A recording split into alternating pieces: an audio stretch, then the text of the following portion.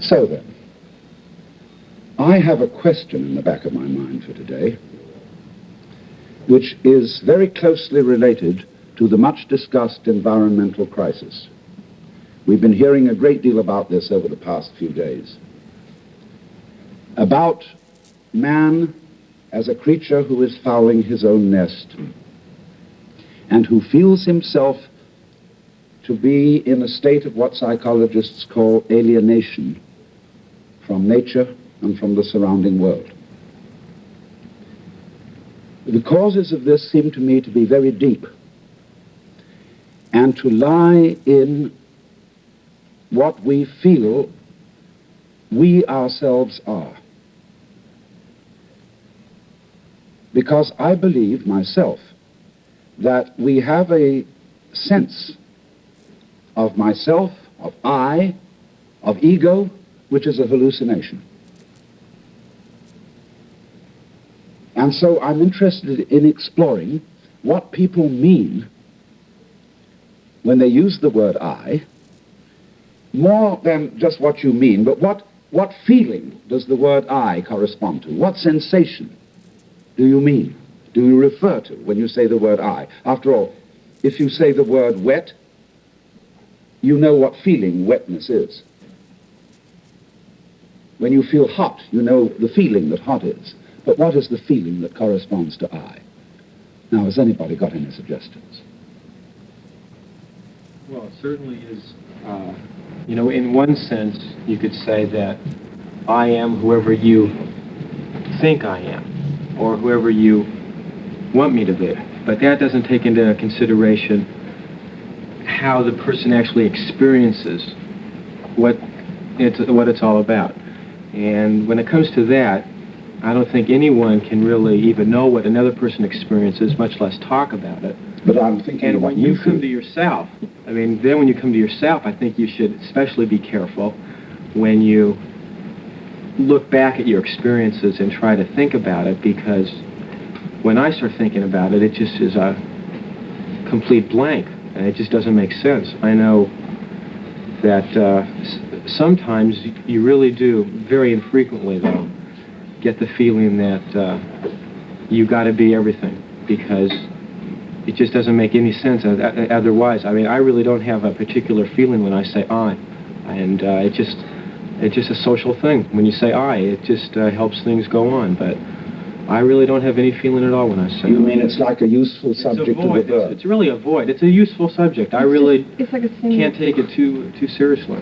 What were you going to say? It's a symbolistic thing, I, and then people say, then it's more, then they know you're talking about your experiences. I think I are your own experiences. Do you mean that I means sort of the sum total of your experiences? Well, when you start speaking, you say I. You're going to say I have done something. I will do something. I feel something. Yes. So you're expressing your experiences when you start.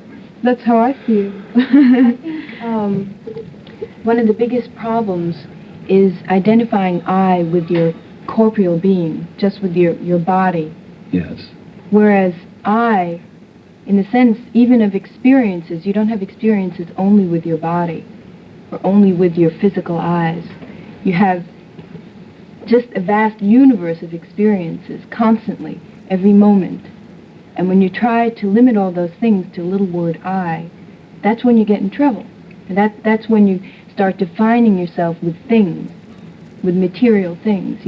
I consist of my house and my wife, and I have a dog, and I go to school. Whereas I, as I am the universe. I am a part of the universe. I am an integral part of the universe, and I can be as great as the universe if I choose to feel that way. But most people don't, do they?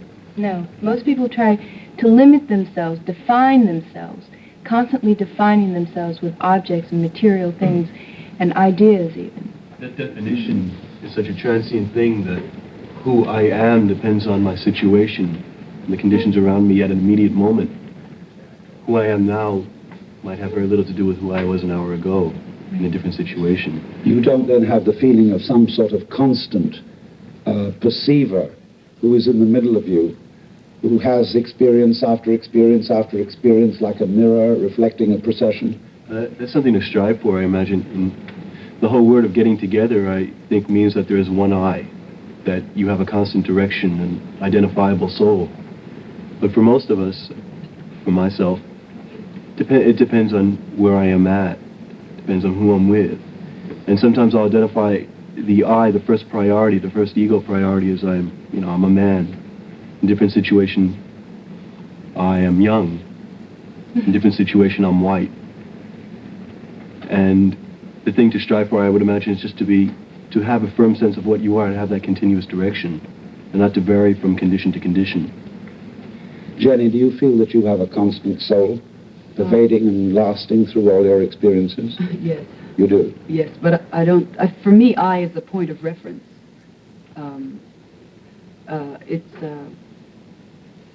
It's the personal experience, which I don't believe is limited to me alone.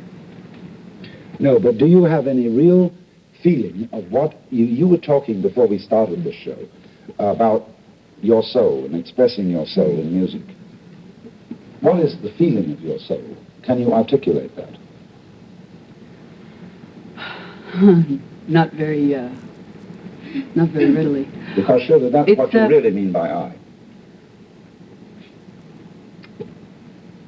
Momentarily. The expression of my soul is the I. It's funny, when I said that, I thought EYE. Interesting. I don't know. I feel very much the sum total of experience which have come before, not necessarily my personal experiences. I feel very much a part of a total experience. In order to try to define yourself, say, tell me about what this I is to you, is trying to limit it again through words. And really, it's a feeling. And once you try to define it as a thought or an idea or a concept, you're limiting the thing again, and you're limiting it to change. And it's constantly changing. It's constantly moving. Yeah, but do you really, every time you say I, do you really think about it? No. I never think about it. No. Not necessarily when you use it every day as a reference word, but I'm talking about, well, I'd like to say it's like the feeling that goes with I. It's sort of a three-dimensional collage of images and experiences and feelings. Now, I wouldn't expect to be able to define this, because if I could, I, would see no point in doing so, because, then the definition would be, exactly as the I itself, which is, not what it is. It would seem that as soon as you know who you were, as soon as you had that definition of I, you can't grow anymore if you're going to be firm to it. Well, that's one of the biggest problems in this society, is that everybody feels this incredible compulsion to plan everything ahead. Everybody has to know. When you're in first grade, people start asking, what are you going to be when you grow up? What college are you going to go to? Are you going to be a fireman or a nurse? That's ridiculous. Well, it starts earlier than that. I remember when I was a small boy and my mother would catch me imitating the mannerisms of some other child whom I admired, she would say to me, Alan, that's not you, that's Peter. Well, when does it become you? I mean, we all develop our personalities by emulating those that we dig. It becomes you in the ordinary sense of the word when you assume a consistent social role. In other words, whether you're tinker, tailor, soldier, sailor, rich man, poor man, beggar man, or thief. And then you've got your role. And you can be a clown, and you can be a serious fellow. You can be, there are various acceptable roles that you can play. And when you break from the role, somebody asks you what's the matter. Yes. They ask you if you're feeling well. Yes, exactly. I think that one of the most important things that marks our generation apart is that as far as our role priorities, we're seeing first we're human beings, or living beings, and then I happen to be a press agent, and then I happen to be whatever else I was, an American or whatever. Yeah, the first... And the conflict when students come into conflict or confrontation with police is that they're operating with role priorities. I am a policeman, you are a demonstrator.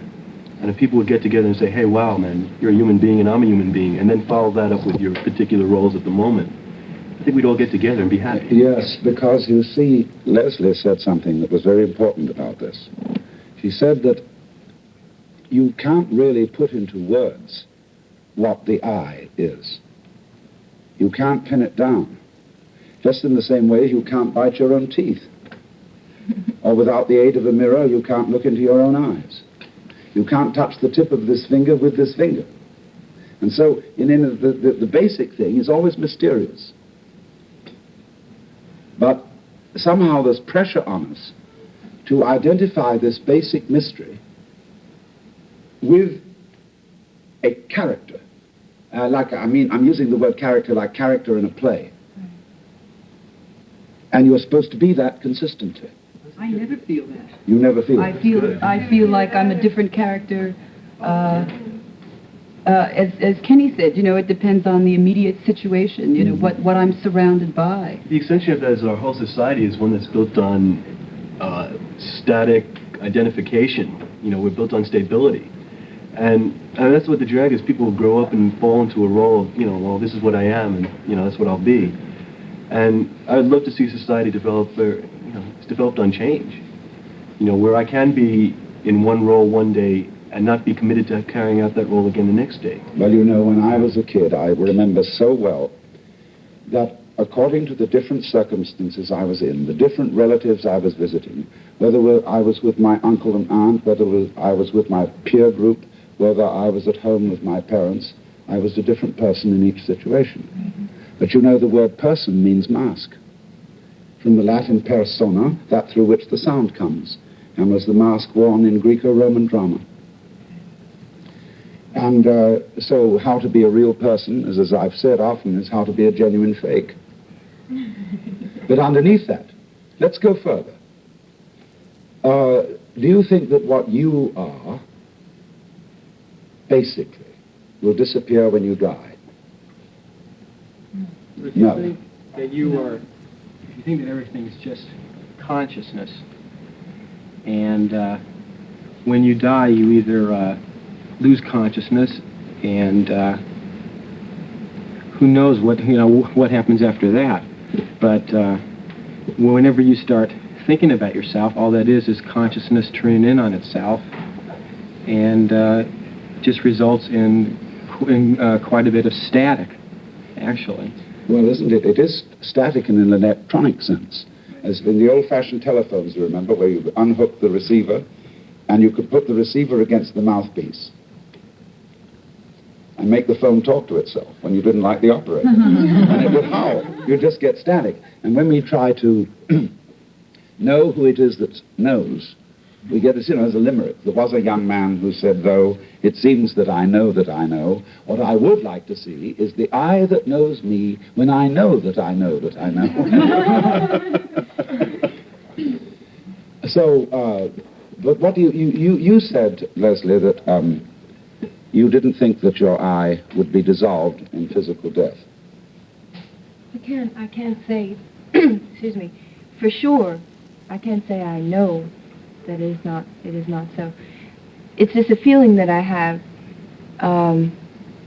Well, the thing that thrills me about the fact that young people today, not just young people, people today are getting into religions a lot. Yes. And not necessarily in the institutional sense, in a very personal sense. People are starting to do yoga, for example, and just any number of things is an indication that perhaps people are beginning to realize that maybe we don't just live in a corporeal state. Maybe the things that we see with our physical eyes are not the only things that exist. We tend to look at the world through this little slice, very limited little thing, and there's so many levels, just so many depths and levels and incredible things going on that we don't know about. Maybe we feel it. Well, why do you suppose, really, that young people, it is true, I know it to be true, are increasingly getting interested in forms of religion which are sort of non-verbal? I mean, you know, the ordinary church that we have. Getting into a very, even a personal religion. I think that most of the people I know, they have like their own personal feelings about that kind of thing, you know, the spiritual end of things. Yes, but isn't that still a little vague? I mean, A little bit. here we have all kinds of institutional churches, and whether they be Christian churches or synagogues, most of what goes on in them is talk. You get a sermon, you get a Bible reading, and then you get prayers telling God all the things he's supposed to do as if he didn't know. And then, where are you? Nowhere. Nowhere. You're back to where you started, because I would imagine, not having had the personal experience, friends of mine who were, I don't want to say devout churchgoers, but they went every weekend. Yes. And when they entered their particular house of worship, they became pious and sanctified and relieved of their sins for their very presence in that house of worship. And they'd leave, you know, and go get drunk, you know, or beat their wife, or rob a bank, you know. Young people have observed it on television, you know, so many times that I began to wonder, well, surely there's no point in that, you know. Surely, what he's going to sermonize about to me is his own personal feeling, you know, and I could never relate to it for myself, you know. That's his feeling, and that's his own personal opinion. I had to go to church every Sunday, and I resented it. And I never felt pious when I was in the place or out of it, you know, more pious out of it, but I really, you know, I just go in and completely turn Well, all off. right, no. We all know very well what we object to about the churches, but what would we like instead? Well, I think the main problem with institutional religions is that it's all talk. Just as you said, go in and you listen to somebody talk, and I think people are getting very, very tired of talk, of just words. People are into doing things, which is why, for instance, some of the Eastern religions, you don't just sit around and read or talk. You sit and you do with yourself. It's a personal exercise.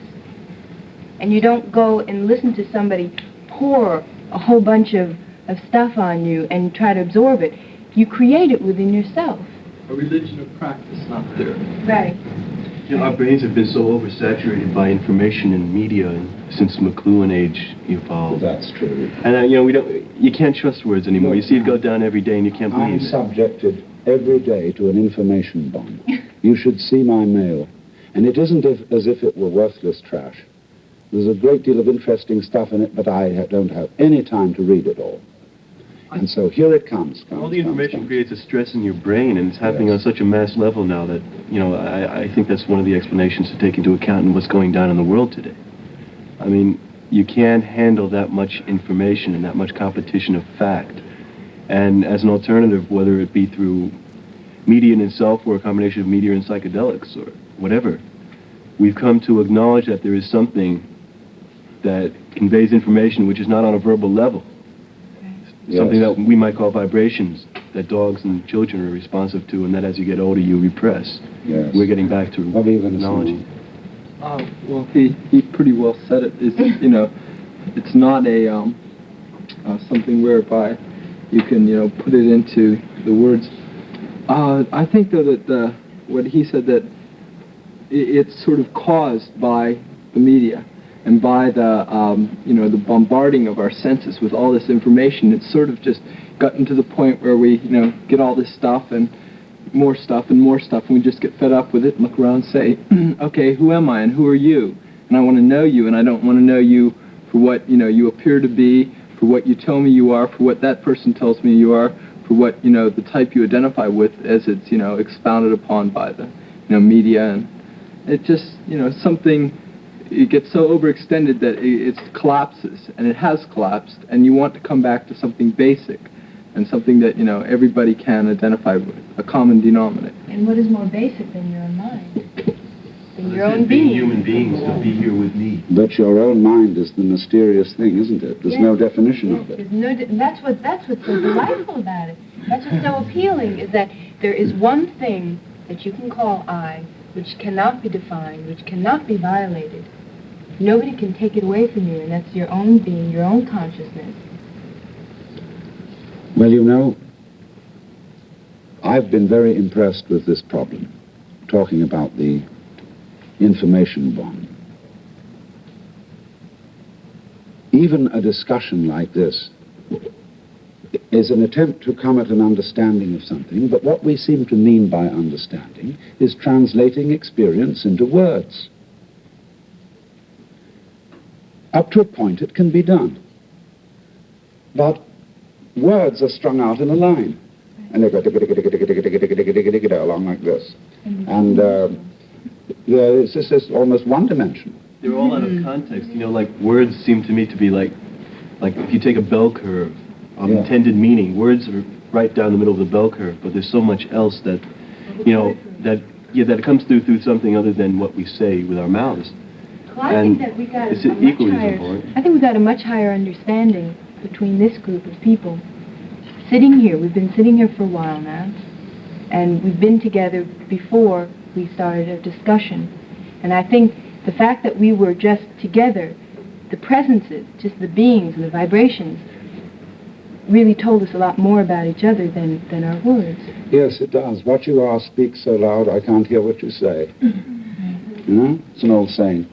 But you see, here it is, that this string that we're all learning, how the string of words and letters, the string of numbers, all in a series, it's too slow to translate or to represent a multidimensional universe where there are billions of variables operating on us all at once, but we have something inside the skull that can understand ever so many variables, like we know in practice how to breathe. We can't describe it. We know how to beat our hearts. We can't describe it. We know how to grow our hair. We can't describe it. We know how to open and close our hands. We can't describe it.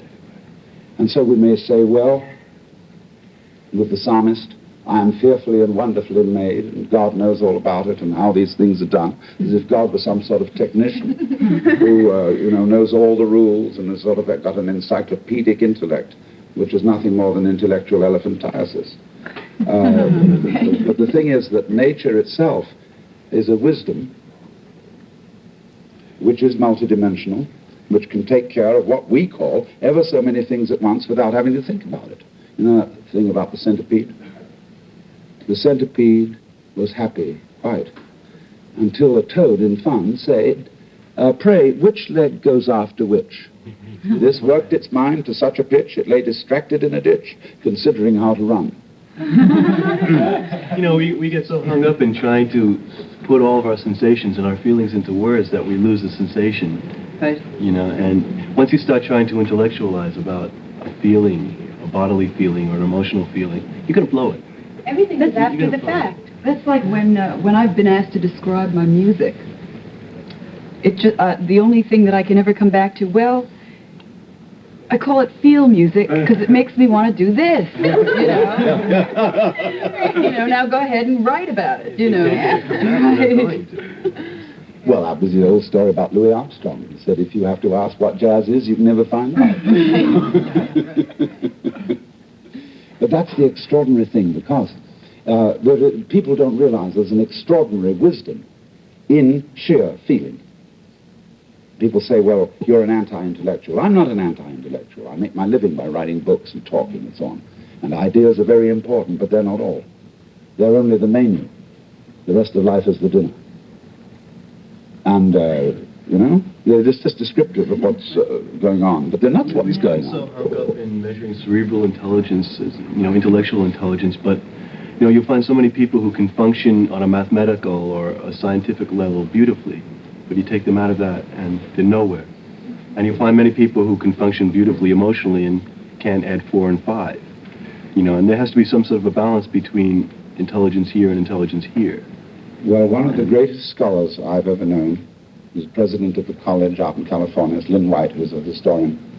said it's a very funny thing that the academic world values only three kinds of intelligence. He said, first, mnemonic intelligence, which is a good memory. Second, computational intelligence, which is figuring. And third, verbal intelligence.